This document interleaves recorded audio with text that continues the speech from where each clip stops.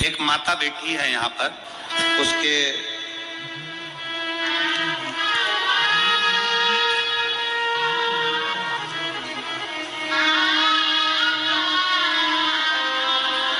शंकर जी की पूजन करती है, शंकर जी की अनुष्ठान करती है। शंकर जी को जब से शिव महापुराण की कथा सुनना चालू करा, उसने शिव जी को इतना मान लिया कि शिव मेरा पिता है, शंकर मेरा बाप है। उसकी लड़की थी और डॉक्टर ने कह दिया था कि अब तुम कोई चांस ना ले, तुम्हारे को बच्चे नहीं होंगे, बच्चे के लिए चांस ना ले।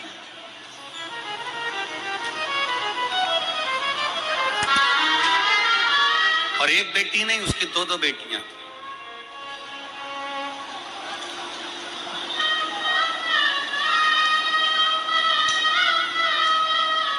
उसने कह दिया अपने परिवार वालों से कि डॉक्टर ने कह दिया कि मुझे अब औलाद नहीं होगी, संतान का चांस नहीं लेना है, मेरे को 2 लड़कियां हो गई।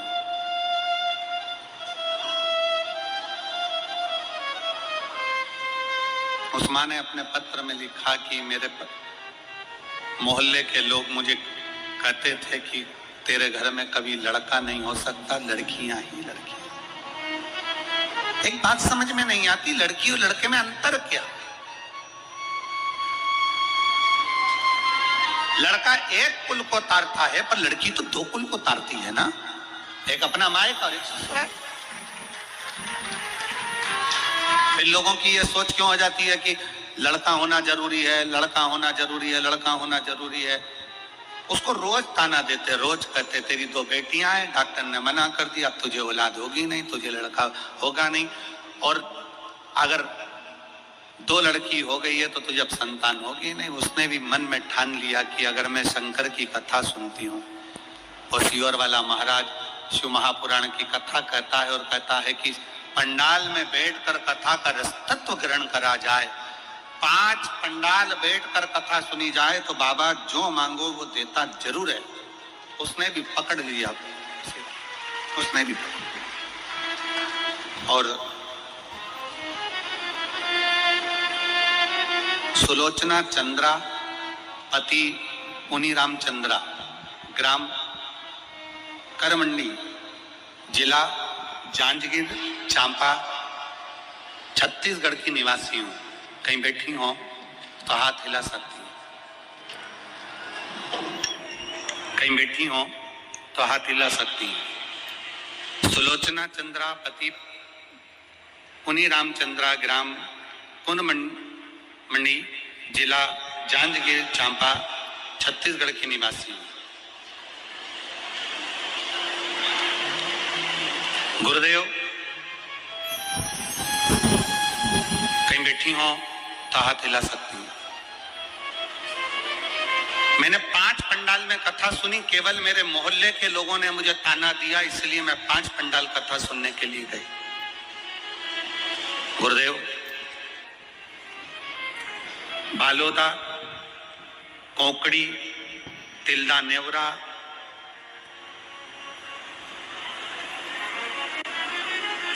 और भी 2 स्थान पर हमने कथा का रसपान किया। 5 कथा जब पूर्ण हुई तब मेरा गर्व ठहरा। हम डॉक्टर को दिखाने गए तो डॉक्टर कहता है कि ये हो नहीं सकता कि तुम्हें औलाद हो जाए, संतान। संतान का सुख, गर्व ठहरा। और मैंने मेरे भोले बाबा से 5 पंडाल में बैठकर कहा था कि मेरे मोहल्ले के लोग कहते हैं मुझे पुत्र नहीं होगा, पुत्र नहीं होगा।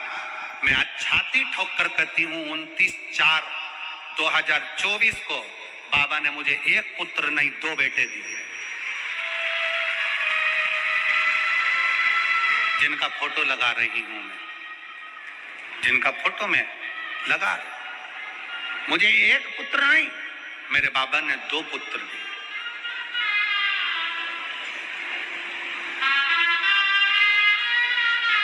अगर दोनों बेटों को लेकर आई हो तो व्यासपीठ पर लेकर आ सकती हैं। अगर कहीं बैठी हो, सुलोचना चंद्रा पति पुनीराम चंद्रा, करमणी, जिला जांजगीर चांपा से अगर कहीं बैठी हो तो दोनों बेटों को लेकर आ सकती। शंकर का भरोसा किसको कहते हैं? अगला एक भाव आया है, उज्जैन की रहने वाली हूं, मेरा नाम सोनू पांचाल है। मुझे 2 पुत्री थी, मुझे पुत्र की कामना थी, संतान नहीं हो रही थी। फिर मेरी बहन ने कहा कि सबकी मनोकामना पूर्ण करते हैं, पशुपति व्रत करना प्रारंभ कर। मैंने कामना कर कर पशुपतिनाथ का व्रत करना प्रारंभ किया और बाबा शंकर की कृपा से 3 महीने में ही बाबा ने मुझे प्रसाद के रूप में गर्भ ठहरा दिया। मेरे पशुपतिनाथ चल रहे थे और मेरा गर्भ था। सोनोग्राफी कराई, समय आया, बच्चा जब बढ़ता चले गया तो सोनोग्राफी के अंतर्गत बच्चे की धड़कन नहीं आई। डॉक्टर ने कह दिया इस बच्चे की धड़कन नहीं है, इसको सफा करवा दीजिए, और डॉक्टर ने सफाई का कह दिया। 15 दिन डॉक्टर ने दिया, इस 15 दिन के अंदर बच्चे की सफाई कराना जरूरी है क्योंकि इसकी धड़कन नहीं है। हमने 2 या 3 डॉक्टर को उज्जैन के दिखाया, इंदौर दिखाया, पर सभी डॉक्टरों ने कहा इसकी धड़कन नहीं है, इस बच्चे को आप साफ करवा दीजिए। अब करें क्या? रिश्तेदार बोले एक काम करो, किसी को सीहोर भेजते हैं, वहां से रुद्राक्ष बुलवाते हैं। सीहोर वाला महाराज कहता है रुद्राक्ष का जल पीने से सब दुख दूर होते हैं। हम परिवार का व्यक्ति को रुद्राक्ष लेने सीहोर भेजा और बच्चे की फाइल दिखाकर एक रुद्राक्ष लेकर आया, उसको पानी में गलाते शिव जी को चढ़ाते। 15 दिन डॉक्टर ने दिए थे, 15 दिन हमने भी महादेव के चरणों में रख दिए। 15 दिन बाबा का उस चढ़ा हुआ जल को पिलाना चालू करा और 15 दिन के बाद जब सोनोग्राफी करवाई तो बच्चे की धड़कन वापिस आ गई थी। बच्चे का जन्म हुआ है, उसका फोटो लगा रही हूं गुरुदेव, आपका आशीर्वाद, बाबा की कृपा, उस बच्चे का फोटो का आप दर्शन कर सकते हैं। बच्चा पूर्ण तरह से स्वस्थ है, उसकी धड़कन मेरे बाबा ने वापिस दे दी। बहुत बहुत साधुवाद। श्री शिवाय। पुत्रदा एकादशी पूरे साल में 2 बार आती है, एक श्रावण के महीने में आती है, दूसरी कोषाधिक क्रम में। जिस नारी को संतान नहीं हो रही हो, बहुत प्रयास कर लिया हो, पुत्रदा एकादशी पूरे साल में 2 बार आती है, एक श्रावण के महीने में आती है, दूसरी कोषाधिक क्रम में। पुत्रदा एकादशी होती है, ये संतान की वृद्धि करने वाली होती है। शंकर जी के मंदिर में जाकर, भगवान शिव के मंदिर में पूजन करके घी का 1 कटोरी में घी और 1 कटोरी में खीर शंकर के सामने रख देते हैं। भगवान शंकर के मंदिर पर चौखट पर घी का दिया लगा देते हैं। शंकर जी की चढ़ी हुई 1 बेलपत्र साथ में रखें और 1 बेलपत्र को उठाकर शंकर जी के मंदिर की चौखट पे ही बैठकर चबा चबा कर खा लेते हैं। जो 1 बेलपत्र लेकर आए हैं वो अपने पति को खिला देते हैं। कहते हैं पुत्रदा एकादशी के दिन ये कर लेने पर संतान की प्राप्ति हो जाती है, पुत्र की प्राप्ति हो जाती है। महापुराण की कथा कहती है, आप अगर विश्वास रखे हो, सफेद आंकड़े की जड़, जिस नारी का संतान नहीं हो, गर्भ नहीं ठहरा हो, सफेद आंकड़े की जड़, जिस देव अधिदेव महादेव की कथा जिस तुमरुका जी ने श्रवण कराई है, शंकर भगवान जिनके सामने बैठकर शिव पुराण की कथा सुन रहे हैं, उन तुमरुका जी का नाम लेकर शिवलिंग पे से 21 बार घुमाकर मंदिर में ही कमर पर 7वें दिन रजस्वला धर्म के जो बांध लेता है और 1 पीपल का पत्ता अवधूतेश्वर महादेव का नाम लेकर शंकर पर चढ़ाकर उसको गाय के दूध में उकालकर रात्रि को दोनों पति पत्नी अगर पीकर सोते हैं, 3 महीने में भगवान भोलेनाथ उसकी गोद भर देते हैं। ये शिव कथा। शंकर देता जरूर है। अच्छा, संतान नहीं हो, किसी नारी की गोद अगर, स्त्री की गोद अगर खाली रह जाए तो भी दुख होता है उसको कि मेरे घर में औलाद नहीं, संतान नहीं। हम कई बार कहे, आज फिर कहते हैं, ये टेस्ट भी बाद में कराना, सारी जांचें बाद में कराना, एक बार शंकर का भजन कर कर देखना। पिछले वर्ष कथा में तुमरुका जी की जो कथा कही थी, यूट्यूब पर डली हुई, अगर आप लोगों ने नहीं सुनी हो तो उसको निकालना यूट्यूब पर। श्री तुमरुका शिव महापुराण की कथा हमने कही थी, तुमरुका जी का व्याख्यान, उसमें वर्णन किया था। सब जगह से अगर हार जाओ और सारे रिपोर्ट आपकी आपने सब दिखा ली, तो एक बार शंकर पर भरोसा कर तुमरुका जी का नाम लेकर सफेद आंकड़े की जड़ को शिव जी पैसे रजस्वला धर्म के 7वें दिन 21 बार घुमा लो, नाम गोत्र बोलकर कमर में लाल धागे में बांध लो, पीपल के पत्ते शिव जी को चढ़ाओ, उठाकर लाओ, उस 1 पत्ते को रात्रि को गाय के दूध में उकालो और उस दूध को दोनों पति पत्नी पियो, साथ रहिए। समय आएगा, बाबा चाहेगा तो 3 या 4 महीने में गर्भ ठहर ही जाएगा।